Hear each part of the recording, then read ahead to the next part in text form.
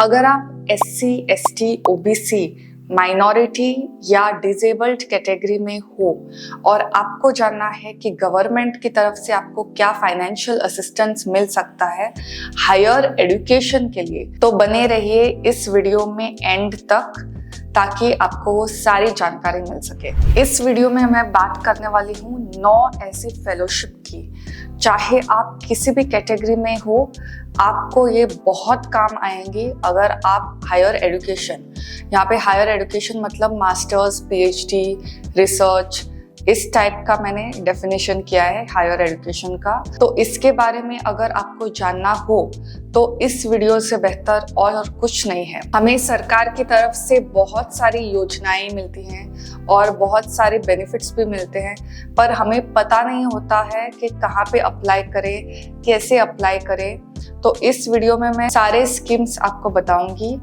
Also इसके जो भी लिंक्स है हर एक फेलोशिप के या स्कीम के, वो मैं डिस्क्रिप्शन बॉक्स में डाल दूंगी ताकि आप उसको चेकआउट कर सके और उसका जो भी बेनिफिट है वो ले सके। अगर ये 9 स्कीम में से कोई भी जिसके ऊपर आपको डिटेल में एक वीडियो चाहिए तो भी आप कमेंट करना, मैं वो कर दूंगी।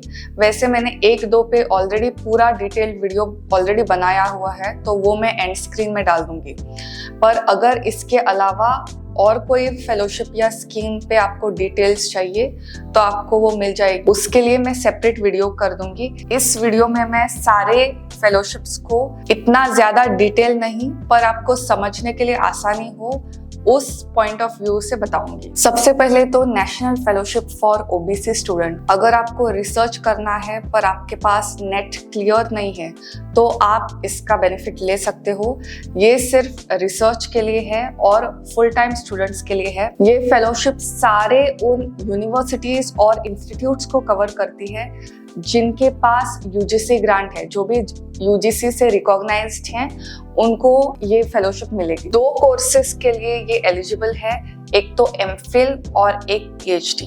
अगर आप मेरी सजेशन मानो तो MPhil की जगह आप PhD कर लो, क्योंकि रिसेंटली जो भी UGC का अमेंडमेंट या नोटिस आई है उस हिसाब से MPhil को UGC अब उतना ज्यादा प्रेफरेंस नहीं दे रही है। पहले वो एक जमाना था जहाँ पे आप मास्टर्स के बाद MPhil कर सकते थे और उसके बाद PhD कर सकते थे, पर अभी UGC का जो भी रिसेंट जो भी अमेंडमेंट आया है उसमें MPhil को उतना ज़्यादा इम्पोर्टेंस नहीं दिया है, तो आप PhD के लिए ये स्कीम यूज़ कर सकते हो। सबसे पहले तो 2 साल के लिए ये फेलोशिप आपको मिलेगी और उसका फेलोशिप अमाउंट अभी जो भी रेगुलर फेलोशिप का अमाउंट है 37,000 पर मंथ JRF के लिए, वो पहले 2 सालों के लिए मिलेगा। उसके बाद आपने जो भी काम किया है उसका रिव्यू किया जाएगा, वो चेक किया जाएगा कि it is up to the mark, और उसके बाद आपका फेलोशिप इंक्रीज होगा, तब आप JRF से SRF सीनियर रिसर्च फेलो हो जाएंगे। अगर आपने कोई लोन लिया है, एजुकेशन लोन, और अगर उसका इंटरेस्ट जो भी है, अगर उस पे आपको सब्सिडी मिलती है, मतलब जो भी इंटरेस्ट है वो अगर कम होता है तो कितनी अच्छी बात होगी ना। ये जो स्कीम है doctor Ambedkar central sector scheme for interest subsidy, ये एग्जैक्टली यही काम करता है। ये सिर्फ हायर एजुकेशन स्टडीज मतलब मास्टर्स, MPhil, PhD कोर्सेज जो आप अगर देश के बाहर ले रहे हो उस पे एप्लीकेबल है। जो कैटेगरीज इसके लिए एलिजिबल है वो है other backward class OBCs and economically backward classes EBC। अगर आप ये 2 कैटेगरी में आते हो तो ये स्कीम के लिए आप डेफिनेटली अप्लाई कर सकते हैं। सबसे पहली चीज जो एलिजिबिलिटी के लिए चाहिए कि आपको ये जो 3 कोर्सेस है मास्टर्स, MPhil या PhD, उसके लिए बाहर ऑलरेडी एडमिशन सिक्योर कर लेना चाहिए। आपके पास वो ऑफर लेटर होना चाहिए जब तक आप इस स्कीम के लिए अप्लाई कर सके। दूसरा जो पॉइंट है, आपने already education loan Indian bank से ले लेना चाहिए, क्योंकि ये स्कीम एक लोन नहीं है। आपका जो ऑलरेडी एग्जिस्टिंग एजुकेशन लोन है इस पे ये आपको सब्सिडी देता है, मतलब अगर इंटरेस्ट रेट 5% है तो उसको घटाता है। तो इंटरेस्ट रेट तो खैर 5% नहीं है, पर एग्जाम्पल के तौर पे मैं बोल रही हूँ कि ये जो आपको जो भी इंटरेस्ट पे करना है ना, उस पे आपको वो कटौती कर देते। मैंने अभी तक मेंशन नहीं किया, पर अगर आप इन कोई भी कैटेगरी में से हो ना, ओबीसी, एससी, एसटी या माइनॉरिटी डिसेबल्ड, उसके लिए एक सर्टिफिकेट लगता है। तो मतलब अगर आप ओबीसी से हो तो ओबीसी सर्टिफिकेट, एससी एसटी से हो तो एससी एसटी सर्टिफिकेट। तो ये सर्टिफिकेट्स आपके पास होने जरूरी है। आपने ये बोला कि आप ओबीसी कैटेगरी में हो, उससे काम नहीं होगा।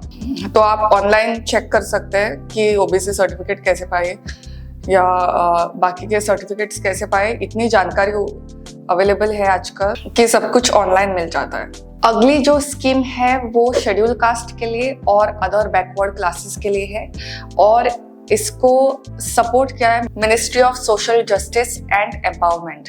तो अब क्या है इस स्कीम में, तो ये बताती हूँ मैं। तो अगर आप किसी कॉम्पिटिटिव एग्जाम के लिए प्रिपेयर करते हो और आपको कोचिंग चाहिए, ठीक है, ज्यादातर मैंने देखा है जो भी कॉम्पिटिटिव एग्जाम्स होती है वो कौन सी होती है वो मैं बताऊंगी, पर अभी के लिए जो भी कॉम्पिटिटिव एग्जाम्स होती है तो स्टूडेंट्स चाहते हैं कि वो अच्छे से अच्छे कोचिंग इंस्टीट्यूट से कोचिंग ले, तो उस पे भी आपको फाइनेंशियल असिस्टेंस मिलेगा। और ये स्कीम सिर्फ शेड्यूल कास्ट और ओबीसी के लिए है। इसका जो अदर वर्जन है वो दूसरों के लिए हो सकता है, पर ये जो स्कीम मैं डिस्कस करने वाली हूँ वो शेड्यूल कास्ट और ओबीसी के लिए। ये हायर एजुकेशन के लिए है, मतलब ये 10वीं 12वीं उसके लिए नहीं है, हायर एजुकेशन के लिए है। ये प्रोफेशनल कोर्सेज या टेक्निकल कोर्सेज के लिए है। ये प्राइवेट या गवर्नमेंट सेक्टर जॉब्स के लिए, मतलब जो भी आप अप्लाई कर सकते हैं उसके लिए भी आप ये यूज कर सकते हैं। एक बात ध्यान रखनी है कि अगर आपको इस स्कीम के अंडर असिस्टेंस चाहिए तो आपका जो टोटल फैमिली इनकम है, मतलब आपका मदर, फादर या मतलब टोटल फैमिली इनकम जो है वो 8 लाख से नीचे होना चाहिए। अगर ये इससे ऊपर हो गया तो आप इस स्कीम के लिए एलिजिबल नहीं होंगे। तो अब ये कौन सी एग्जाम्स है, इसको काफी सारे ग्रुप्स में डिवाइड किया है गवर्नमेंट ने, तो वो देखते हैं। Group A and group B examination conducted by UPSC. अगर आप किसी स्टाफ सिलेक्शन कमीशन के लिए प्रिपेयर करते हैं और उसके लिए कोचिंग लेना चाहते हैं, या रेलवे रिक्रूटमेंट बोर्ड के लिए आप प्रिपेयर कर रहे हैं तो उसके लिए। Group A and group B examinations conducted by state public service commissions, तो उसके लिए भी आप अप्लाई कर सकते हैं। Officers grade examination conducted by banks, insurance companies and public sector undertakings. अगर आप इंजीनियरिंग, मेडिकल या professional courses like CLAT law के लिए या कैट मैनेजमेंट के लिए, तो उसके लिए भी आप अप्लाई कर सकते हैं। अगर आप किसी इंग्लिश प्रोफिशिएंसी टेस्ट के लिए अप्लाई कर रहे हैं, इस पे मैंने ऑलरेडी वैसे वीडियो बनाया हुआ है, अगर आपको इसमें इंटरेस्ट है तो SET, GRE, GMAT, IELTS and TOEFL के लिए भी आप अप्लाई कर सकते हैं। Entrance examination for CPL courses या डिफेंस एकेडमी के कोर्सेज या कंबाइंड डिफेंस सर्विसेज, अगर आप इसके लिए कोचिंग ले रहे हो तो भी आप इसके लिए एलिजिबल हो। अगली स्कीम है national overseas scheme for ST. तो इसके बारे में मैंने पहले ही डिटेल में वीडियो बनाया हुआ है, उसमें आपको अमाउंट, क्या प्रोसीजर है, कैसे अप्लाई करना है, वो सब मिलेगा। जहां तक इस वीडियो की बात है तो ये जो एक फाइनेंशियल असिस्टेंस है तो ये मास्टर्स के लिए है और ये पीएचडी के लिए है, ये 2 कोर्सेज के लिए है। और दूसरी कंडीशन है कि ये दोनों कोर्सेज आपको आउट ऑफ इंडिया करने चाहिए, तो तभी आपको इस पे फाइनेंशियल असिस्टेंस मिल जाएगा। अगर आपको ये फेलोशिप पीएचडी के लिए चाहिए तो कम से कम 55% आपको मास्टर्स में होना चाहिए। अगर आप ये मास्टर्स करना चाहते हैं अब्रॉड और उसके लिए आपको स्कीम चाहिए तो कम से कम 55% आपको बैचलर्स में होना चाहिए, तो ही आप इसके लिए अप्लाई कर सकते हो। Engineering and management, pure sciences and applied sciences, agricultural sciences and medicine, commerce, accounting and finance, humanities and social science, ये सारे सब्जेक्ट है जिसके तहत आपको ये स्कीम आप ले सकते हैं। अगली स्कीम जो है वो है Rajiv Gandhi fellowship for SC ST candidates. तो ये एक और ऑप्शन है आपके लिए अगर आप एमफिल या पीएचडी करना चाहते हो। Science, humanities, social science, engineering and technology, ये 4 सब्जेक्ट्स है जिसके लिए ये एलिजिबल है। अगर आपने आपका पोस्ट ग्रेजुएशन किया है और अगर आपके पास नेट नहीं भी है, नेट जेआरएफ नहीं भी है, तो इसके तहत आपको फेलोशिप मिल जाएगी इंडिया। ध्यान रखने वाली बात ये है कि अगर आपको ऑलरेडी एडमिशन नहीं मिला है कोर्सेज में तो भी आप ये अवार्ड ले सकते हो, पर आपको 2 साल के अंदर आपको जल्दी से जल्दी रजिस्टर करना चाहिए। तो अगर आपको ये स्कीम अप्रूव हो जाती है तो उसके बाद जो फर्स्ट अपॉर्चुनिटी है उस पर आपको एनरोल करना है, जो भी कोर्सेज आपने सिलेक्ट किए हैं। इस स्कीम के तहत जो सिलेक्शन होगा वो मेरिट के बेसिस पे होगा, मतलब जिसके ज्यादा नंबर उसको प्रेफरेंस दिया जाएगा। अगर आप रिसर्च में कहीं से भी कनेक्टेड हो तो ये स्कीम का नाम तो आपने सुना ही होगा, मौलाना आज़ाद नेशनल फेलोशिप। ये 5 साल की फेलोशिप है। ये स्पेसिफिकली पीएचडी के लिए ही, और पीएचडी अगर आप इंडिया में करते हो तो ही ये एप्लीकेबल है। बुद्धिस्ट, क्रिश्चियन, जैन, मुस्लिम, पारसी और सिख, ये 6 कैटेगरी रिलीजन के स्टूडेंट्स के लिए ये एप्लीकेबल है। पहली बात तो अगर आप इन कोर्सेज के लिए एनरोल कर रहे हो तो ये फुल टाइम होने चाहिए। ये कोई भी स्कीम आपको पार्ट टाइम के लिए नहीं मिलेगी। आपको एडमिशन पहले ही ले लेना चाहिए और उसके बाद इस स्कीम के लिए अप्लाई करना चाहिए। आपको इसके अंडर स्टाइपेंड, एचआरए और मेडिकल इंश्योरेंस ये मिलेगा। आपका फैमिली इनकम 4.5 लाख के नीचे होना चाहिए अगर आप इस स्कीम में अप्लाई करते हो तो। अगली जो स्कीम है वो doctor Ambedkar post doctoral fellowship के लिए है। मतलब जैसे कि आपने नाम पढ़ा ही है, पोस्ट डॉक्टरल फेलोशिप है। Ministry of social justice and empowerment इसको सपोर्ट करता है। इसके तहत 2 स्कीम्स हैं। अगर आप अपना पोस्ट डॉक्टरेट अब्रॉड करना चाहते हैं तो भी आपको ये स्कीम मिलेगी। अगर आप पोस्ट डॉक अपना इंडिया में करना चाहते हैं तो भी आपको ये स्कीम मिलेगी।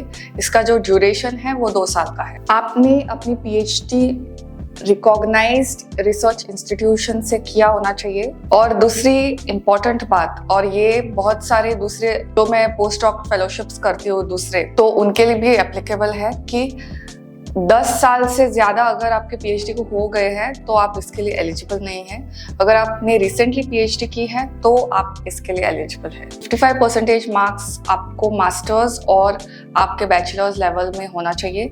अगर आप SC, ST, OBC कैटेगरी में हैं तो आपको 5% का रिलैक्सेशन मिल जाएगा। ये सारे बेनिफिट्स हैं जो आप अवेल कर सकते हैं। आप वीडियो को पॉज कर सकते हैं और चेक कर सकते हैं। अगर आपको कोई डिसेबिलिटी है और आपको हायर एजुकेशन लेना है तो आप नेशनल फेलोशिप फॉर डिसेबिलिटीज के लिए अप्लाई कर सकते हो। इसमें भी 15% रिजर्वेशन शेड्यूल कास्ट का है और 7.5% रिजर्वेशन शेड्यूल ट्राइब्स का है। ये फेलोशिप 5 साल के लिए है और इसमें आपको स्टाइपेंड, एचआरए, मेडिकल इंश्योरेंस भी मिलेगा। ये स्कीम उन सारे इंस्टीट्यूट्स और यूनिवर्सिटीज को कवर करता है जो यूजीसी अप्रूव्ड है। एमफिल या पीएचडी एडमिशन के लिए है ये, और आपका सिलेक्शन जो होगा वो मेरिट पे होगा। मतलब जो भी आपको मार्क्स मिले हैं पहले के क्वालिफिकेशंस में, उसके बेसिस पे आपका सिलेक्शन हो जाएगा। Post matric scholarship for SC students, जैसे कि नाम में ऑलरेडी है, शेड्यूल कास्ट स्टूडेंट्स के लिए है। और ये स्कीम अगर आप लेना चाहते हो तो आपको कोर्सेज के लिए इंडिया में ही एडमिशन लेना पड़ेगा। अब्रॉड के लिए ये अवेलेबल नहीं है। ये स्कीम एलिजिबल होने के लिए आप इंडिया में कोर्स करना चाहिए और you should be Indian national. Okay, दूसरी बात है कि अगर आप कॉरेस्पॉन्डेंस कोर्स भी कर रहे हैं तो उसके लिए भी ये स्कीम एलिजिबल है। ठीक है, ज्यादातर स्कीम्स हमेशा फुल टाइम कोर्सेज या उस टाइप के कोर्सेज के लिए अवेलेबल होते हैं, पर ये जो स्पेसिफिक स्कीम है, अगर आप कॉरेस्पॉन्डेंस से कर रहे हो अपना एजुकेशन तो भी आप इसके तहत लाभ उठा सकते हो।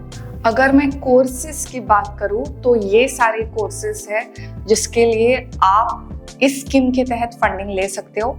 आप वीडियो को पॉज कर सकते हो और चेक कर सकते हो। तो ये सारे थे कुछ स्कीम्स आपको हेल्प करने के लिए अगर आप इन कैटेगरीज में बिलोंग करते हो और आप किसी रिसर्च स्कीम के लिए अप्लाई करते हो या आप किसी कॉम्पिटिटिव एग्जाम के लिए, जो अभी तो मतलब अगर आपको कोई जॉब भी चाहिए तो भी आपको एग्जाम देना पड़ता है। कोचिंग की फीस भी हमेशा काफ़ी ज़्यादा होती है, तो इसके लिए भी अप्लाई कर सकते हो आप।